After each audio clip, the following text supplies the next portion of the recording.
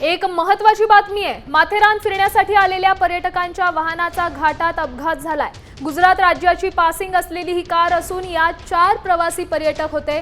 चालकाचं वाहनावरील नियंत्रण सुटल्यामुळे हा अपघात घडलाय। माथेरान घाटातील जुमापट्टी या रेल्वे स्थानकातील वळणावर हा अपघात घडलाय। वाहन रस्त्याच्या कडेला असणारी सुरक्षा रेलिंग तोडून थेट खड्ड्यात जाऊन उलटली आहे। सुदैवाने यात कुठलीही जीवितहानी झालेली नसून प्रवासी किरकोळ जखमी झाले।